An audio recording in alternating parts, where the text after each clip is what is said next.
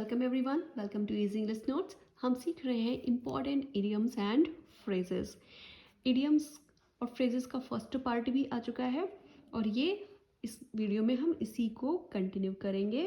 Okay, so idioms and phrases में difference क्या होता है कि जो इडियम्स हैं उसमें जो वर्ड्स होते हैं उनकी जो मीनिंग है वो अलग निकलती है। ओके, और जो फ्रेजेस हैं उसमें जो फ्रेजल वर्ब्स या फ्रेजेस होती हैं उसमें उसका सेम मीनिंग यानी लिटरल मीनिंग ही निकलता है। तो बेसिक डिफरेंस यही है दोनों में। इडियम्स होते हैं आपके कहावतें या मुहावरे और फ्रेजेस होते हैं वाक्यांश।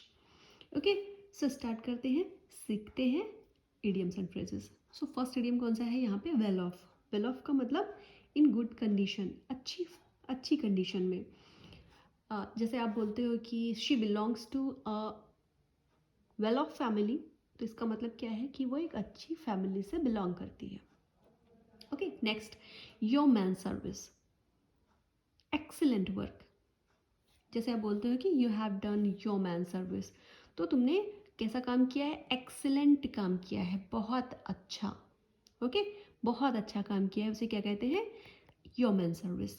नेक्स्ट क्या है? विदाउट राइम और रीजन, बिना किसी कारण के, विदाउट एनी पर्पज। जैसे बोल सकते हो कि he is wondering here and there without rhyme और रीज़न, बिना किसी मतलब के, बिना किसी पर्पज़ के यहाँ वहाँ घूमता रहता है, तो वो क्या है? विदाउट राइम और reason. Okay, with open arms, खुली बाहों से, होल हार्टेडली, इसका मतलब क्या है? विद ओपन आर्म्स का पूरे मन से। जैसे बोल सकते हो she welcomed us with open arms, उसने हमें ओपन आर्म से यानी पूरे मन से हमारा जो है वो स्वागत किया, बहुत प्रेम पूर्वक हमारा स्वागत किया। ओके, नेक्स्ट है टर्न वंस कोट, है ना? कोट बदलना तो पहले भी पढ़ चुके हैं। इसका क्या मतलब होता है? चेंज द साइड और प्रिंसिपल्स, अपने प्रिंसिपल्स और साइड को चेंज कर देना, है ना? बहुत जल्दी से दल बदल लेना या अपने सिद्धांतों को बदल देना, इसको क्या कहते हैं? Turn once coat. नेक्स्ट है ब्रेक डाउन। ब्रेक डाउन एक इडियम भी है और फ्रेज भी है। अगर ये इडियम में, इसका इडियम में मीनिंग क्या होता है कि अपने इमोशंस को कंट्रोल ना कर पाना, नर्वस हो जाना, नर्वस होकर रोने लगना, है ना? ऐसा इसका मतलब है ब्रेक डाउन को। और जो इसकी फ्रेज है, फ्रेजल वर्ब जो है, उसका क्या मतलब होता है? टुकड़ों में तोड़ देना। Okay, break down into pieces. Next है to and fro, to move back and forth, इधर से उधर। जैसे आप ये मोशन आप स्विंग में देख सकते हो, झूला देखा आपने है, या फिर अभी पढ़ते पढ़ते कभी बुक लेके हाथ में इधर से उधर मूव करना, उस मूवमेंट को क्या बोलते हैं? To and fro. नेक्स्ट क्या है? Play ducks and drakes. यहाँ पे इसका मतलब डक्स के साथ में खेलना नहीं है, मतलब बत्तख के साथ में खेलना नहीं है। यहाँ पे इसका जो मीनिंग निकल रहा है वो क्या निकल रहा है? स्पेंड एक्स्ट्रावेगेंटली, बिना सोचे समझे खर्चा करना, बहुत ज़्यादा खर्चा करना। ओके, नेक्स्ट, नेक्स्ट कौन सा इडियम है? देखिए यहाँ पे क्या हुआ है, यहाँ पे अ लेम एक्सक्यूज। लेम एक्सक्यूज, लेम का मतलब होता है लंगड़ा, लेकिन यहाँ लंगड़ा से मतलब नहीं है, है ना? और एक्सक्यूज होता है बहाना। तो आगे क्या है? अनसेटिस्फैक्ट्री एक्सप्लेनेशन, मतलब ऐसा आप बहाना बना रहे हो जो सामने वाले को सेटिस्फाई नहीं कर पा रहा है, यकीन नहीं हो रहा उसे तुम्हारी बात पे, है ना? ऐसा तुमने बहाना बनाया, तो उस बहाने को, उस टाइप के बहाने को क्या कहते हैं? अ लेम एक्सक्यूज। बहाना भी बनाया तो ऐसा कि सामने वाले को वो यकीन नहीं कर पा रहा वो सामने वाला। ओके, नेक्स्ट है अलायंस शेयर, किसी चीज़ को बांटा जा रहा है। शेयर का मतलब है ना बांटना, डिवाइड करना। तो किसी चीज़ को बांटा जा रहा है और उसमें जो सबसे बड़ा हिस्सा है वो, उसको क्या बोलेंगे? Alliance share, greatest share. मान लीजिए कुछ चीज़ है जो किसी में बटनी है, 3-4 लोगों में बटनी है, और जो सबसे बड़ा हिस्सा जिसको मिल रहा है उसको क्या बोलेंगे? लॉयंस शेयर, उस हिस्से को लॉयंस शेयर बोलेंगे। अ गुड डील ऑफ, बहुत अच्छी मात्रा में, बहुत अधिक मात्रा में, है ना? लार्ज अमाउंट, है ना? किसी के पास कोई चीज़ है और वो कैसी मात्रा में है? अ गुड डील ऑफ, तो किसका मतलब है उसके पास उसकी काफ़ी अच्छी मात्रा में वो प्रेजेंट है। अ वाइट एलिफेंट, सफ़ेद हाथी, यहाँ पे इसका मतलब सफ़ेद हाथी नहीं है ना। देखो मीनिंग क्या लिखा हुआ, not very useful but costly, है ना। किसी कोई चीज़ है जो तुम्हारे यूज़ में नहीं आ रही है, काम में उतनी नहीं आ रही है, तुमने ले तो ली है लेकिन काम नहीं आ रही है, और वो कैसी है, वो कॉस्टली भी बहुत ज़्यादा है। मान लो कोई तुमने पेन खरीद लिया, है ना, बहुत महंगा पेन खरीद लिया, कोई सोने चांदी का पेन खरीद लिया, वो यूज़ भी नहीं कर पा रहे हो उसका, क्योंकि वो उसकी जो लिखते हो वो बहुत अच्छा नहीं है, उसके जो लिखावट है, लेकिन वो क्या है, कॉस्टली है, उसको मेंटेनेंस उसकी बहुत है, लेकिन उसका यूज़ नहीं है। ओके, नेक्स्ट है ऑल इन ऑल, हिंदी में इसका मतलब है सर्वे सर्वा, है ना।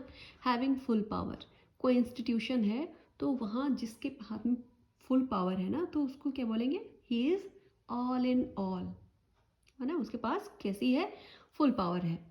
नेक्स्ट क्या है, an open secret, open secret का मतलब पता ही चल रहा है, खुला रहस्य, खुला हुआ रहस्य। खुला रहस्य कैसा, जिसको सब पहले से जानते हो, ऑलरेडी नोन, जैसा तुमने बोला कि अरे तुम्हें पता है उसने स्कूल छोड़ दिया, और सामने से जवाब क्या मिला, this is an open secret, ये तो सबको पता है।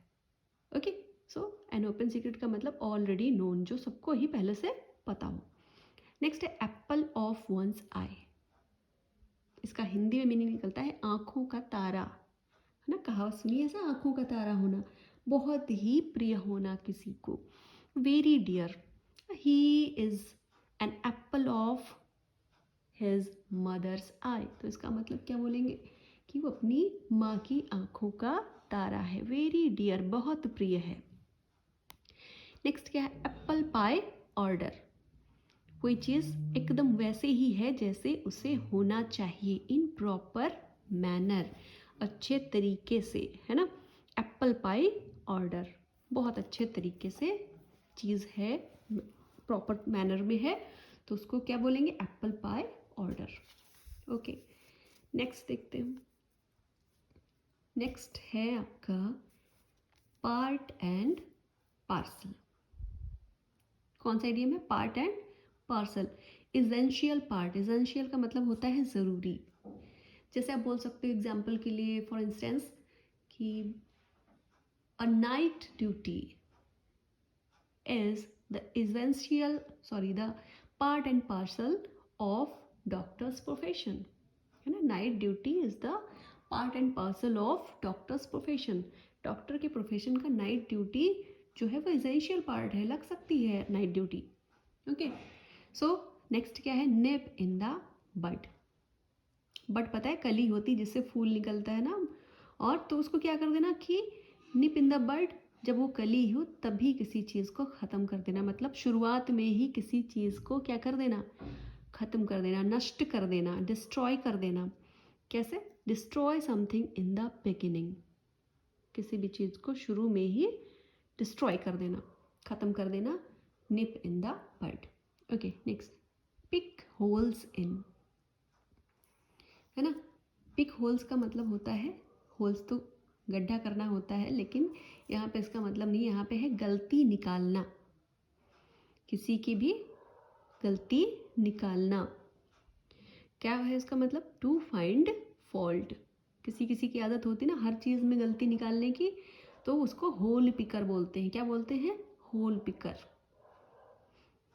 Okay, next, play fast and loose, play fast and loose का क्या मतलब होता है, धोखा देना, बिट्रे करना, टू चीट, किसी को धोखा देना, प्ले फास्ट एंड लूज।